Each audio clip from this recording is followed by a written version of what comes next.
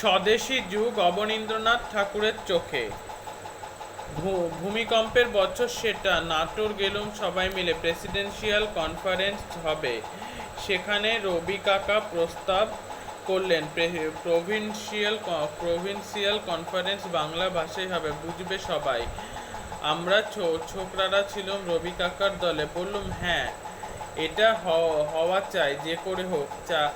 চ্যাইরা বললেন যেমন কংগ্রেসে হয় সব বক্তৃতা ইংরেজি, তেমনি হবে প্রভিন্সিয়াল কনফারেন্স। প্যান্ডেলে গেলুম। এখন যেই বক্তৃতা দিতে উঠে দাঁড়ায় আমার একসঙ্গে চেঁচিয়ে উঠি, বাংলা বাংলা, কাউকে আর মুখ খুলতে দিই না। ইংরেজিতে মুখ খুললেই বাংলা বাংলা বলে চেঁচাই। শেষটায় চাইদের মধ্যে অনেকেই বাঘ মানালেন। যাক, আমাদের তো জয় জয়কার, বাংলা ভাষা প্রচলন হলো কনফারেন্সে। সেই প্রথম আমরা বাংলা ভাষার জন্য লড়লুম। আমি আঁকলুম ভারত মাতার ছবি, রবি কাকা গান তৈরি করলেন, দিনুর ওপর ভার পড়ল। সে দলবল নিয়ে পতাকা ঘাড়ে করে সেই গান গেয়ে চোর বাগান ঘুরে চাঁদা তুলে নিয়ে এলো। তখন সব স্বদেশের কাজ, স্বদেশী ভাব এই ছাড়া আর কথা নেই। নিজেদের সাজসজ্জা বদলে ফেললাম। তখনকার সেই স্বদেশী যুগে ঘরে চরকা কাটা তাঁত বোনা মনে পড়ে গেল। এই বাগানেই সুতো রোদে দেওয়া হতো। ছোট ছোট গামছা ধুতি তৈরি করে মা আমাদের দিলেন। সেই ছোট ধুতি হাঁটুর ওপর উঠে যায়, তাই পরে আমাদের উৎসাহ কত। রবি কাকা একদিন বললেন, রাখি বন্ধন উৎসব করতে হবে আমাদের, সবার হাতে রাখি পরাতে হবে। ঠিক হলো, সকালবেলা সবাই গঙ্গায় স্নান করে সবার হাতে রাখি পরাবো। ওই সামনেই জগন্নাথ ঘাট, সেখানে যাব। রবি কাকার ছাদ থেকে আরম্ভ করে ফুটপাত অব্দি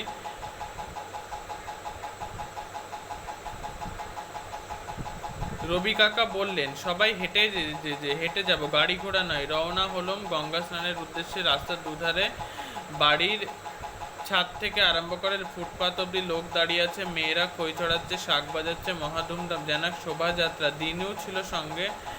গান গাইতে গাইতে রাস্তা দিয়ে মিছিল চলল। বাংলার মাটি, বাংলার জল, বাংলার বায়ু, বাংলার ফল, পূর্ণ হোক, পূর্ণ হোক, পূর্ণ হোক হে ভগবান।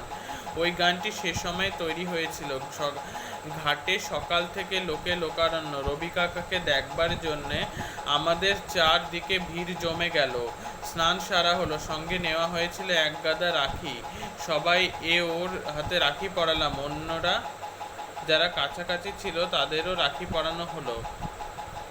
হাতের কাছে ছেলে মেয়ে যাকে পাওয়া যাচ্ছে, কেউ বাদ পড়ছে না, সবাইকে রাখি পরানো হচ্ছে।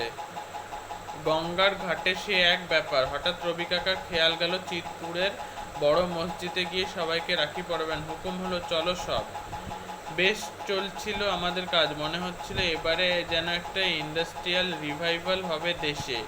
দেশের লোক দেশের জন্যে ভাবতে শুরু করছে।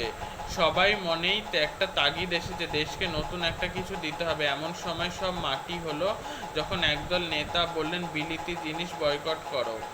দোকানে দোকানে তাদের চেলাদের দিয়ে ধর্ণা দেওয়ালেন, যেন কেউ না গিয়ে বিলিতি জিনিস কিনতে পারে। রবি কাকা বললেন, এ কি, যার ইচ্ছে হয় বিলিতি জিনিস ব্যবহার করবে, যার ইচ্ছে হয় করবে না। আমাদের কাজ ছিল লোকের মনে আস্তে আস্তে বিশ্বাস ঢুকিয়ে দেওয়া, জোর জবরদস্তি করা নয়। বিলিতি বর্জন শুরু হলো। বিলিতি কাপড় পোড়ানো হতে লাগলো। পুলিশও ক্রমে নিজ মূর্তি ধরল। টাউন হলে পাবলিক মিটিংয়ে যেদিন সুরেন বাড়ুজ্যে বয়কট ডিক্লেয়ার করলেন রবি কাকা, তখন থেকে স্পষ্ট বুঝিয়ে দিয়েছিলেন তিনি এর মধ্যে নেই। গেল আমাদের স্বদেশী যুগ ভেঙে। কিন্তু এই স্বদেশী যুগে ভাবতে শিখেছিলাম দেশের জন্য নিজস্ব কিছু দিতে হবে। সেই ভাবটি ফুটে বের হলো আমার ছবির জগতে। উদ্ধৃতি অংশটি অবনীন্দ্রনাথ ঠাকুরের ঘরোয়া রচনা থেকে নেওয়া হয়েছে। একারের ব্যবহার ছাড়া মূল বানান অপরিবর্তিত।